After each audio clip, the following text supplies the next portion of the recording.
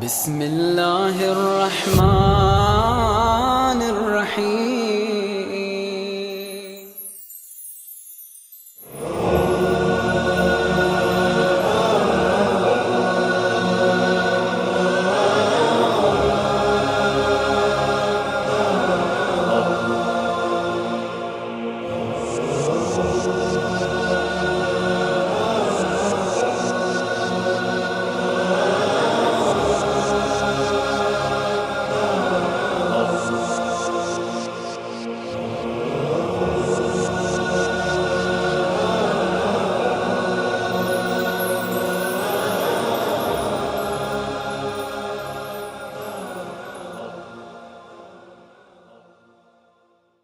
أعوذ بالله السميع العليم من الشيطان الرجيم.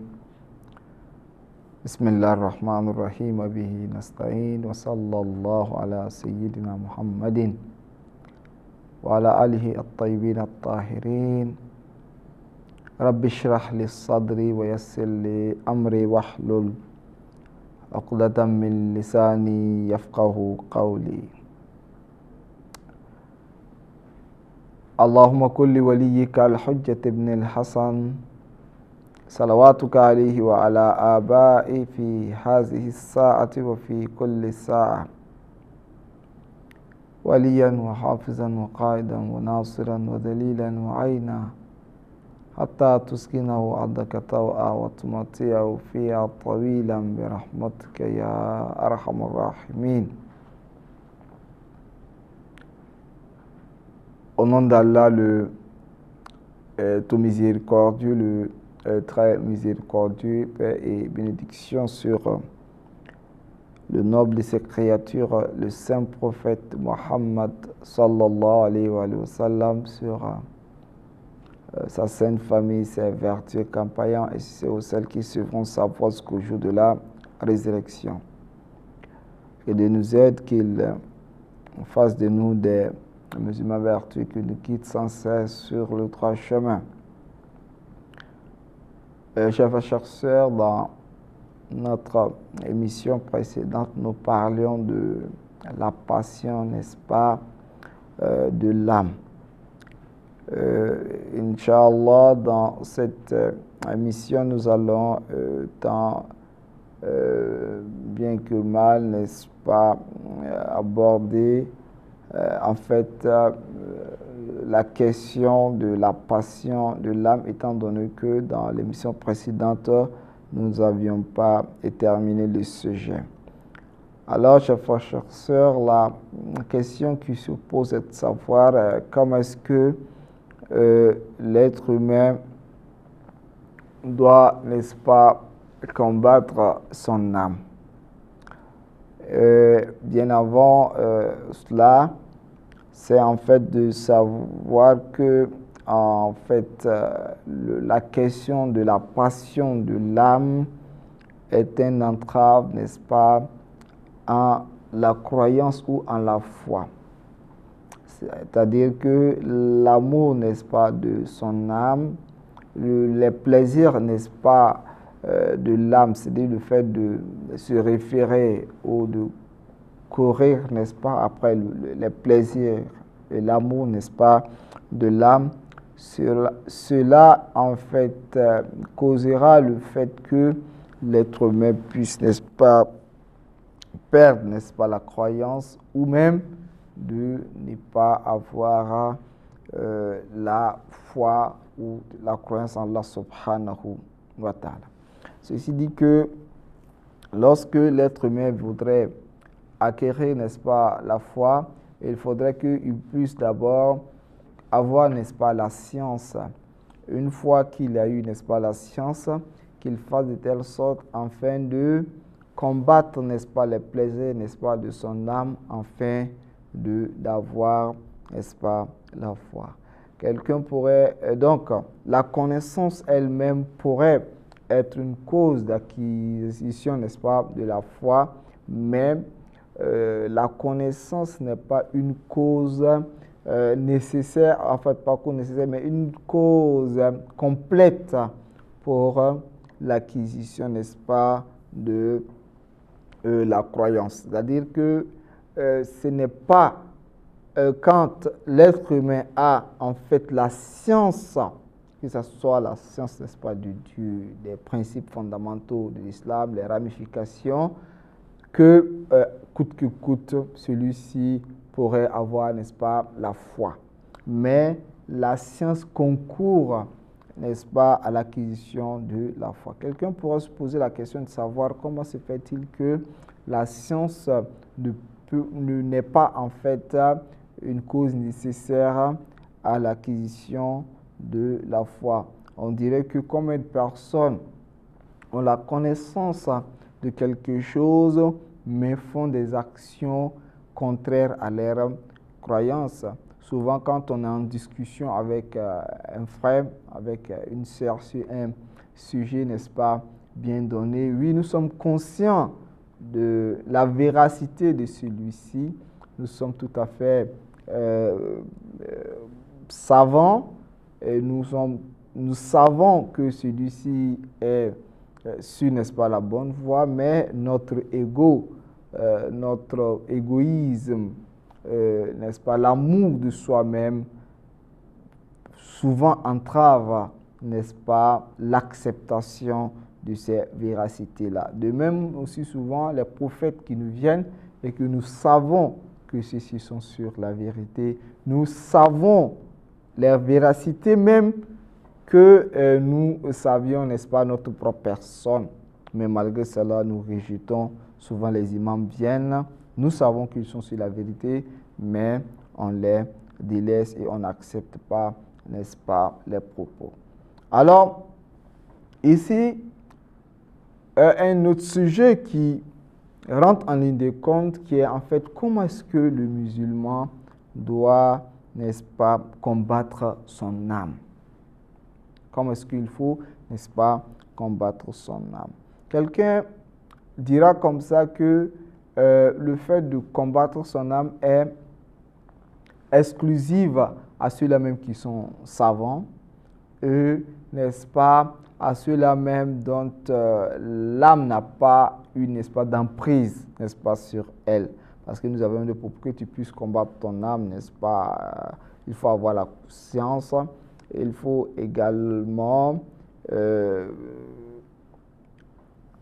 aller, n'est-ce pas, à l'encontre des passions, n'est-ce pas, de l'âme. Donc celui-là même qui n'a pas en fait une science et qui n'a pas en fait de mots en termes de comportement moral, c'est comme si c'est exclusif pour cela. Nous disons non, car l'être humain avec la volonté, quand bien même qu'il a des imperfections, n'est-ce pas, dans son âme, avec l'effort qui est l'effort de l'amour d'Allah subhanahu wa ta'ala, celui-ci pourrait avoir ou pourrait, n'est-ce pas, placer les piliers, n'est-ce pas, du combat, n'est-ce pas, de l'âme.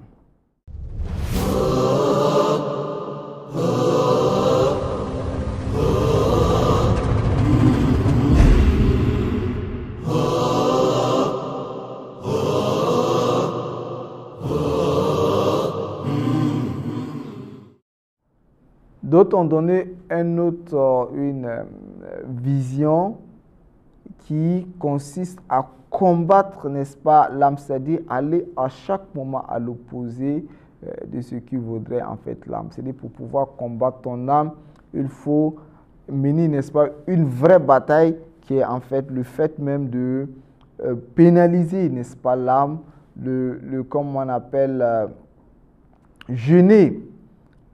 Parce que le jeûne, comme vous le savez, dans son sens même littéraire, c'est pénitence, c'est en fait le fait de châtier, n'est-ce pas, son âme. C'est-à-dire le fait de, n'est-ce pas, lui châtier. Mais d'autres grands savants voient que ce n'est pas en fait la bonne méthode. Car la bonne méthode, comme vous le savez, l'âme de l'être humain est comme un jeune homme, un tout petit enfant.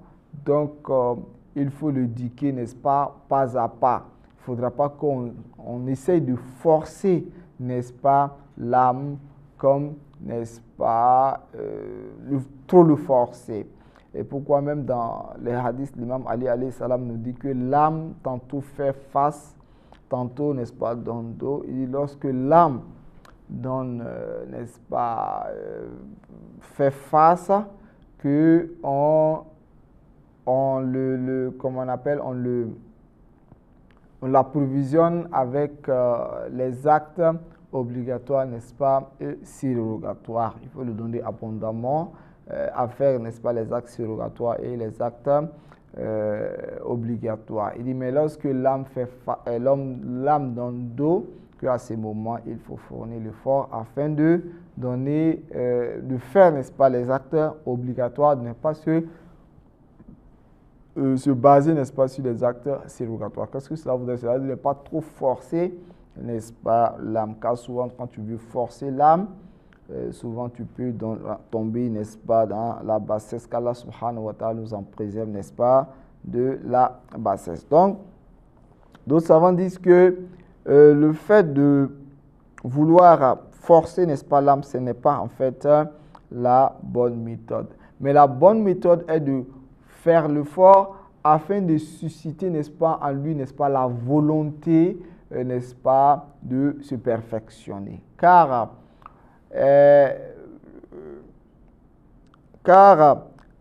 l'envie satanique et l'envie divine, n'est-ce pas, se trouvent en l'être humain. Ça, c'est naturel, n'est-ce pas, en l'être humain. Donc, il faudra qu'on fournisse l'effort afin que nous puissions faire vivre, n'est-ce pas, le côté divin. Parce que ici, quand on parle de combattre son âme, cela voudrait dire que c'est comme si l'âme a eu, n'est-ce pas, une emprise, n'est-ce pas, sur nous. Alors, lorsque nous voulons le combattre, c'est-à-dire d'envoyer une force à l'opposé, n'est-ce pas, de ce qu'il y a, n'est-ce pas, en toi. C'est-à-dire, si ça prouve que tu désobéis à Allah subhanahu wa ta'ala, d'essayer de mettre en évidence, n'est-ce pas, un réveil en toi, le côté, comment on appelle, divin. C'est-à-dire essayer de susciter l'amour d'Allah subhanahu wa ta'ala, causer, n'est-ce pas, l'amour, parce que, quel qu'en soit alpha, l'amour de Dieu se trouve, n'est-ce pas, en l'être humain, c'est naturel, n'est-ce pas, en soi, et la passion également se trouve en l'être humain. Donc, lorsque c'est la passion qui domine et que tu veux combattre, n'est-ce pas, l'âme de ce point-là, il ne faudra pas qu'on essaye de l'affronter de manière dure, mais il faut susciter, n'est-ce pas, des envies qui seront à l'opposé de celle-ci. Alors, en voulant susciter, n'est-ce pas, cette force qui serait, n'est-ce pas, une force, n'est-ce pas, une contrepoids, n'est-ce pas, à l'autre, il faut créer, n'est-ce pas, l'amour d'Allah subhanahu wa ta'ala. Alors, comment créer l'amour d'Allah subhanahu wa ta'ala? C'est, n'est-ce pas, d'essayer de méditer, de penser, n'est-ce pas, sur la foi, en disant que moi, qu'est-ce que j'ai comme profit si je suis croyant et quels sont, n'est-ce pas, les désavantages quand je ne suis pas croyant. Quand l'être humain va essayer de mettre cela face à lui, et il va susciter, n'est-ce pas, en sa propre personne, la peur qu'on appelle, n'est-ce pas, al-khawf wa raja, et, n'est-ce pas, l'espoir. Donc, vous voyez, d'abord, l'être humain, pour pouvoir combattre, n'est-ce pas, son âme, il vient à chercher, n'est-ce pas, un contrepoids. Ce contrepoids-là qui est l'amour d'Allah subhanahu wa ta'ala. Et cet amour-là qui va se manifester, n'est-ce pas, par la foi. Alors la foi, n'est-ce pas, que voici, qui devrait être manifestée également par deux choses, qui est ce qu'on appelle al-khawf wa raja, c'est-à-dire la peur, n'est-ce pas, et l'espoir. Alors la peur et l'espoir seront, n'est-ce pas, le résultat de la foi. Tu te diras que quels sont les profits pour moi lorsque je serai croyant et quels sont, n'est-ce pas, les désavantages quand, n'est-ce pas, je serai, n'est-ce pas, mécréant ou celui-là même qui n'a pas, n'est-ce pas, de foi. Alors, sans cela que l'être humain pourrait, n'est-ce pas, sortir de ce problème-là. Vous savez, dans les bénédictions d'Ahl Bayt alayhim salam, il était dit « Ilahi lam yakun li hawlun fa'antakilu bihi am ma'siyatika إلا في وقت أيقظتني لمحبتك. Ça se trouve dans la bénédiction de Sha'baniya de Imam Zayn al-Abidin. Il dit, Ilahi, oh mon Dieu, lam yakun li hawlun fa'antakilu bihi an ma'asiyatik. Il dit, Dieu, je n'avais pas de force, de pouvoir, afin de délaisser, n'est-ce pas, ta désobéissance.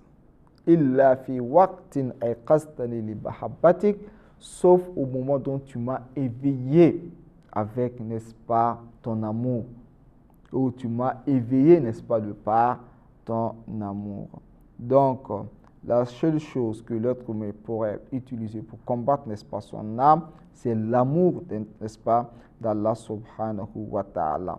Le fait également de se référer à la aux ramifications de la religion et aux principes fondamentaux, n'est-ce pas, de la religion, cela pourrait envoyer également l'être humain à cet éveil-là.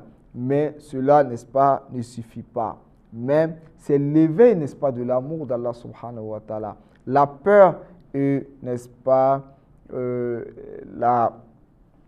l'espoir qui va pouvoir, n'est-ce pas, engendrer cela. Et l'être humain doit de jour en jour se référer, n'est-ce pas, aux savants, aller échanger, n'est-ce pas, avec les savants comme au temps du saint prophète, les sahaba, les compagnons partaient vers le prophète en disant Aoussini, le prophète, conseille-moi ou donne-moi, n'est-ce pas, des conseils. On pourrait, n'est-ce pas, aller dans les lieux de conférence, écouter, n'est-ce pas, aux conférences télévisées, aller vers, n'est-ce pas, les savants, participer, n'est-ce pas, comment on appelle, aux bénédictions, participer, n'est-ce pas, au club de lecture du Saint-Coran, au club, n'est-ce pas, de bénédiction, afin que nous puissions refaire, n'est-ce pas, vivre notre âme. Wassalamu alaikum wa rahmatullahi wa barakatuh.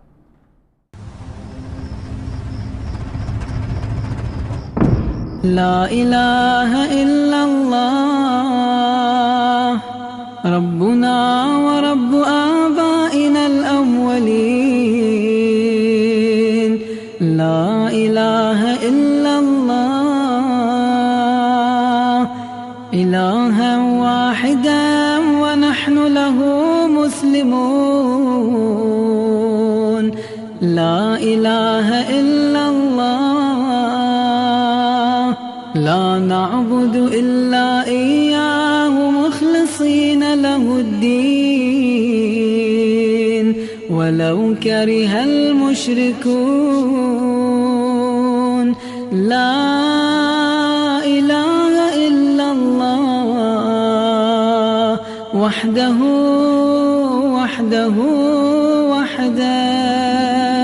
أنجز وعدا ونصر